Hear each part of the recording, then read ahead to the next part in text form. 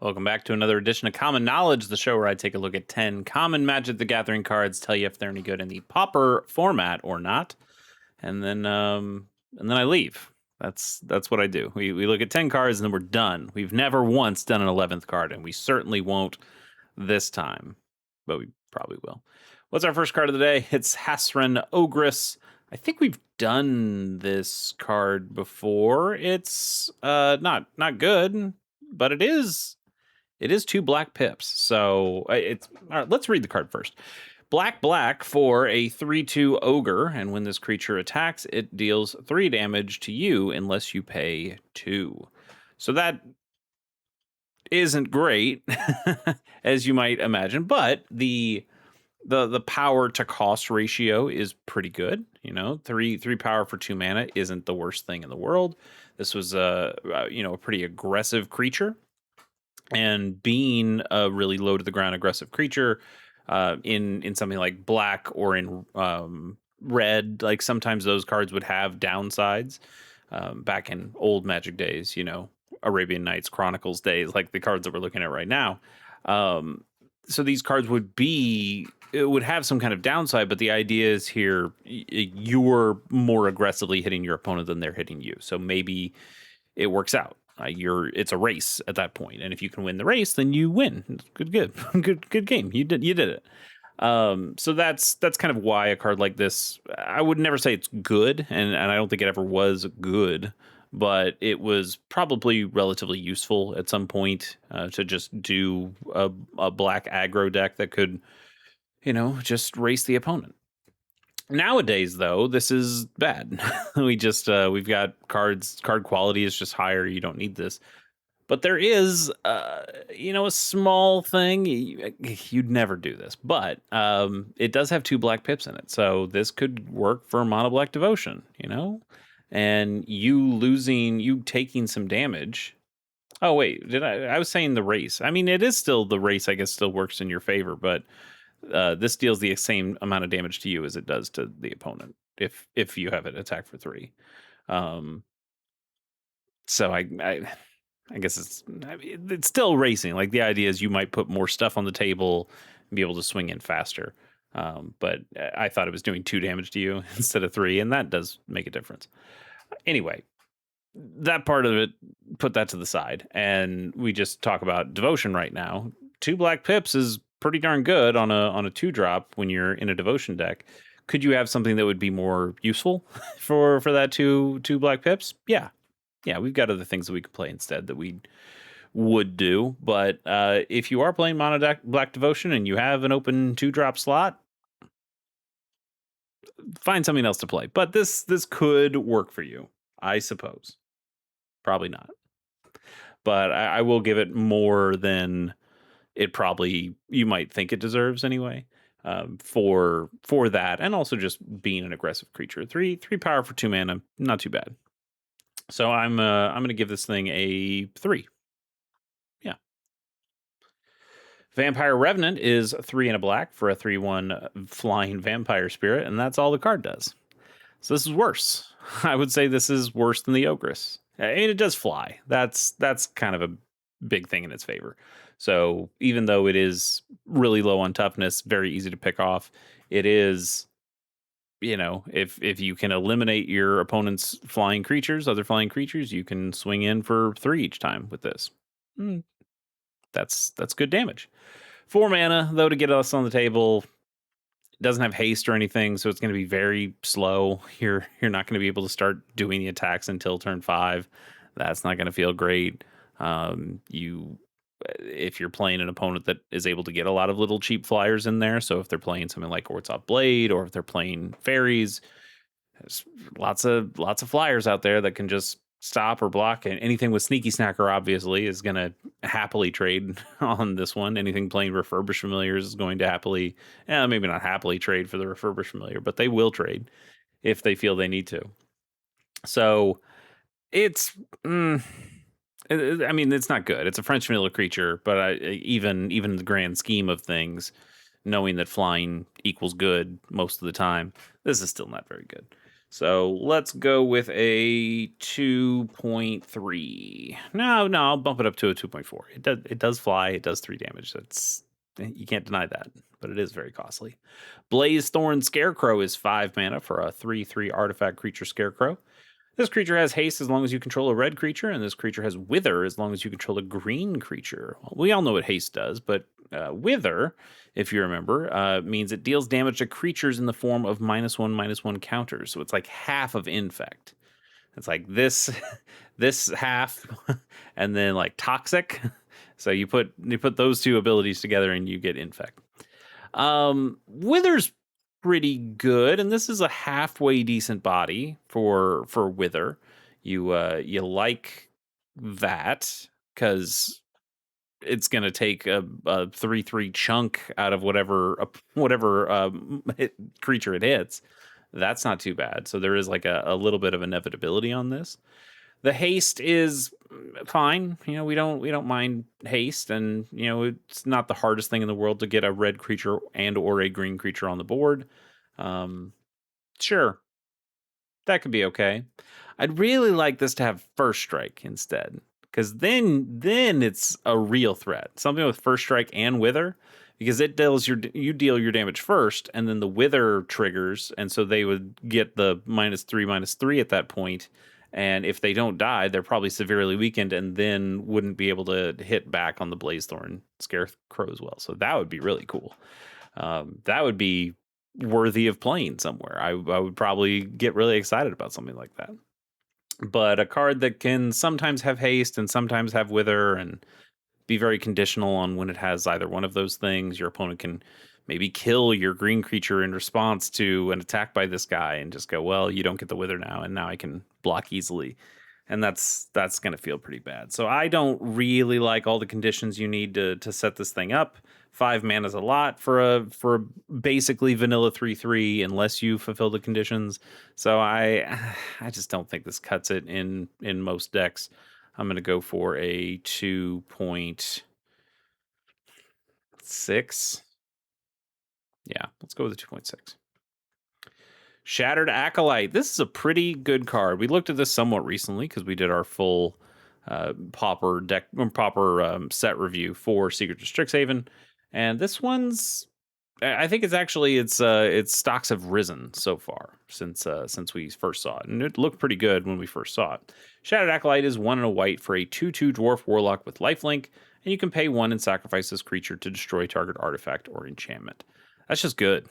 I think that is just good. It's a solid grizzly bear already, because hey, you're already paying 2 mana for a 2/2 body. That's a grizzly bear.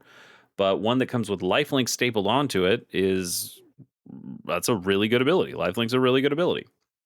We see lifelink on a number of popular creatures in the Pauper format. We see it in any sort of Naya Gates or Azorius Gates deck that uses things like Outlaw Medic or the Sacred Cat, and this is a halfway decent option. No, it doesn't draw you a card like the Outlaw Medic does, and no, it can't come back with the Embalm in the same way that a Sacred Cat can.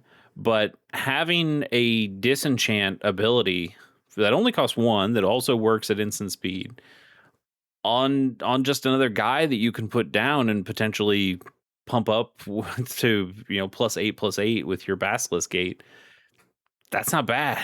That's not bad at all. This is also something that if you're playing a very creature heavy deck, that you can use Winding Way or Lead the Stampede and go find, and that can be an answer to any sort of artifact or enchantment strategies that your opponents have.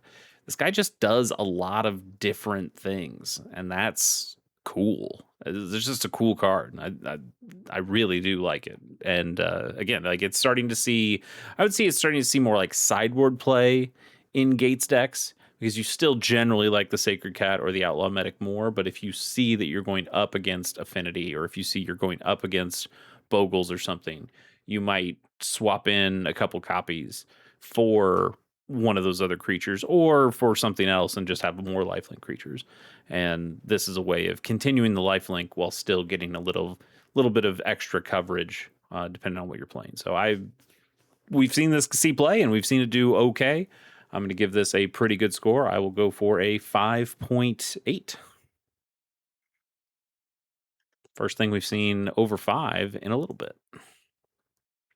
Archon's Glory is a single white mana for an instant. It's got Bargain, which says you may sacrifice an artifact, enchantment, or token as you cast this spell. Target creature gets +2/+2 until end of turn. If this spell was bargained, that creature also gains flying and lifelink until end of turn. So we just talked about how lifelink's a good ability, so it must be pretty good here too. And the lifelink part's not bad, I guess. A 1-mana 2/2 pump. We've seen plenty of those in the past in white. That's nothing special, but it's never bad.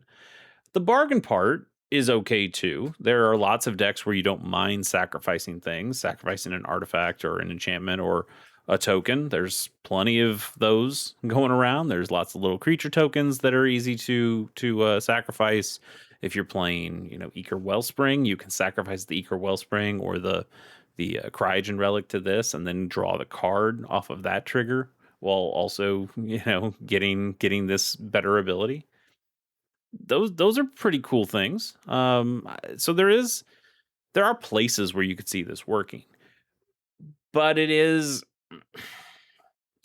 not exactly that it's narrow. It's just that there's not a lot of there's not enough scenarios where this is so good that it needs to be in your deck all the time, or it needs to be in your main deck, or where are you bringing this in from a sideboard to combat?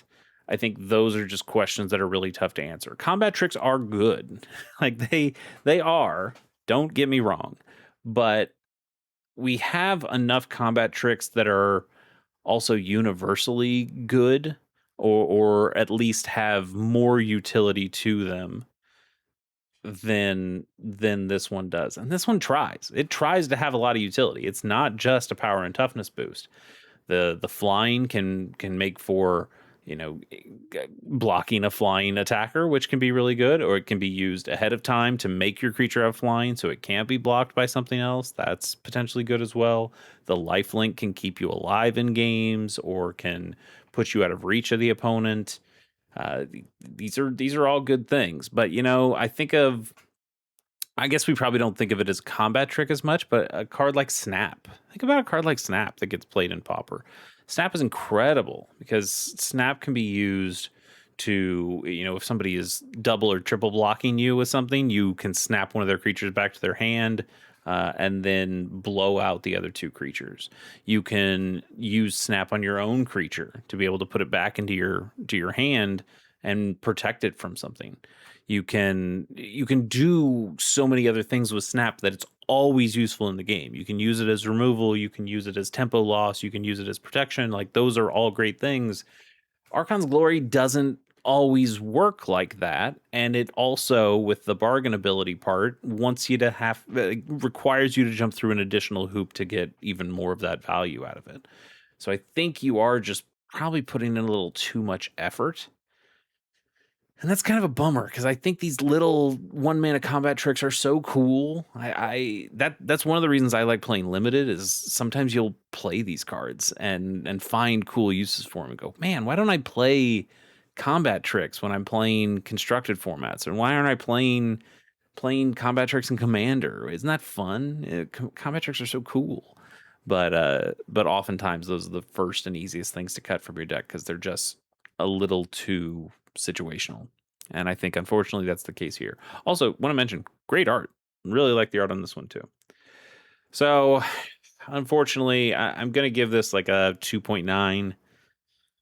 That's not a bad score, but it's just not a very good score.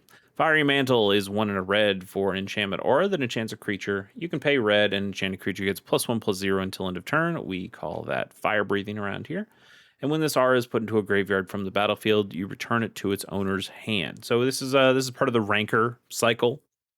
Rankers, I call it the Ranker cycle, because Ranker is the best one, and that's the one we play, that sees play and sees a lot of play in Pauper. Can see a decent amount of play in a number of decks, mostly Bogles, but sees play in some other decks as well. Light play, but still. Fire Mantle sees no play. Fire breathing is already not an incredible effect. This does nothing when it comes into play, other than putting an enchantment in play, which I don't know, might draw you a card with some kind of enchantress effect that you've got going on. But you have to keep paying mana into it to do anything.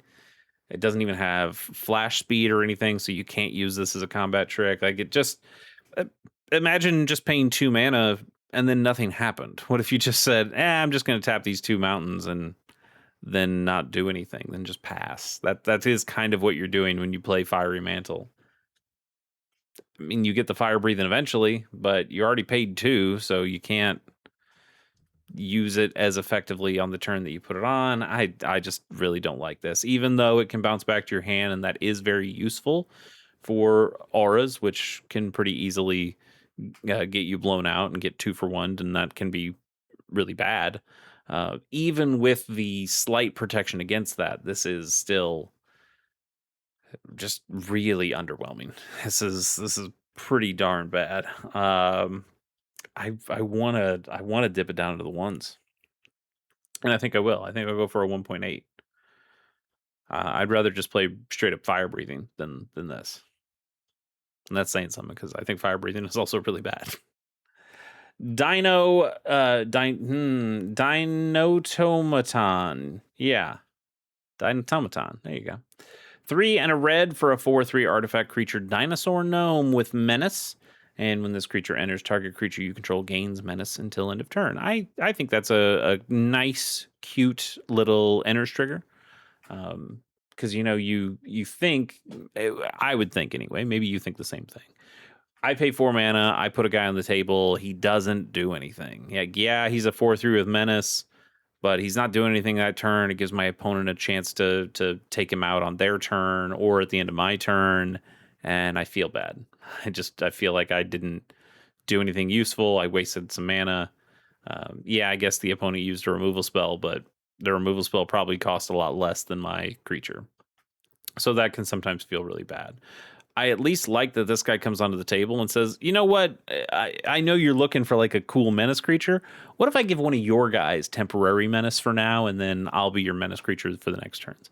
So that's kind of cool. I don't mind that. And I suppose you could blink him. Not a particularly great blink target, because you want him to stay on the table now and attack because he's got menace. But I suppose you could if you had something more important that also had menace. Dinotomaton is not great, but I don't hate it. Yeah, I don't hate it. I'll go for a 2.5. Sure. It's not that good, but it's also got Dinotomaton, so that's pretty cool. Come on. Next card, please. There you go. Knight of Sorrows has some really good art, too. I like that art. Knight of Sorrows is 4 and a white for a 3/3 human knight. This creature can block an additional creature each combat. And it also has Afterlife 1, which means when this creature dies, you create a 1/1 white and black spirit creature token with flying. So it's kind of like an Infestation Sage or a Doom Traveler, but bigger. It's it's a 3/3 that gives you the 1/1 flyer later. I think I'd rather have the guy I can play on turn 1, sacrifice, then get the flyer, and then sacrifice the flyer if I need to. I don't really want to pay 5 mana for an otherwise pretty vanilla creature here. It has the ability to block an additional creature, but is it blocking 2 1/1s? Because if it's blocking anything more powerful than that, this thing is dying. And then it kind of, I want this thing to stay on the table a little bit more. Like the afterlife thing should not be the goal for you, I guess. Like because it's not afterlife exactly, but the infestation sage trigger where it dies and you get the 1/1 flyer anyway, which is in basically the same thing at this point. That feels like the reward for you because you're ending up getting a better creature because you go from a 1/1 on the ground to a 1/1 that flies, and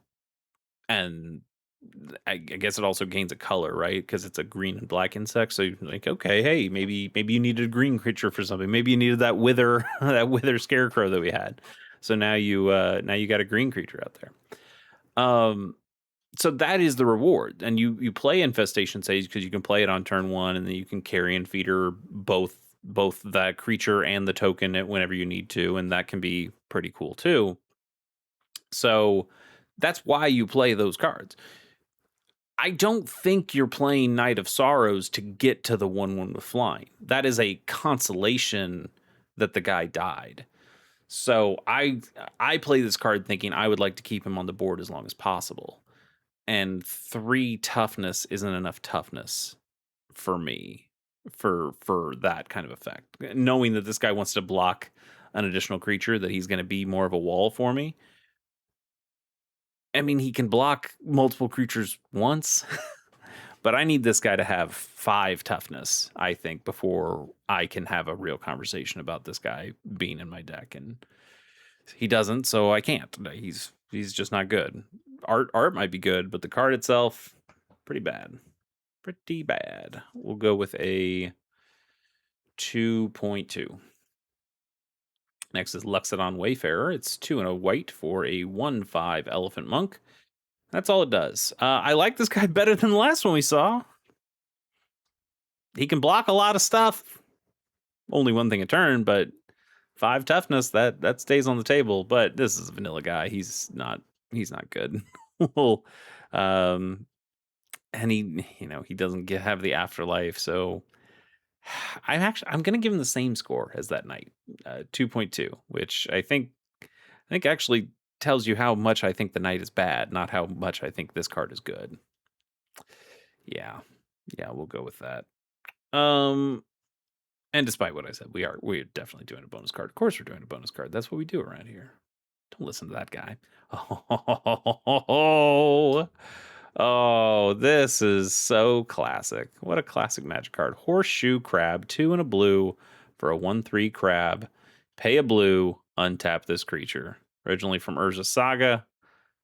Shown up in a couple different places. Horseshoe Crab is great. We've seen this do some real combo-y shenanigans. It's no Seeker of Skybreak. You're not gonna do the things that you do with they're not banning this card. Seeker Skybreak got banned. We all know why, but this isn't gonna see the same thing. Having to pay the mana to untap this guy already stops a lot of that stuff. This having no way to tap itself to be able to go into that. So you do have to put other things on top of this. It's not just like it's there probably are 2 card combos in there that I'm not thinking of, but this is something that is more like a combo piece and not like half the combo. You have to actually assemble something, and it feels puzzle boxy. And I think that's why a lot of people like Horseshoe Crab, including me. It's like if I'm playing Horseshoe Crab, I am up to some dirt, and that's awesome. that's just so cool. Otherwise, this is a 3 mana 1/3, and that's terrible. So you better be up to some dirt, because if you're not, you're playing bad cards. Horseshoe Crab's great. I love it. Sentimental 10 to me, but for a real score, combo potential is kind of there. I'm gonna give it a 3.2. It probably doesn't deserve that, but I do love it. Oh, Horseshoe Crab. What a great one to end on. That's a fantastic one. All right, we'll see you next time.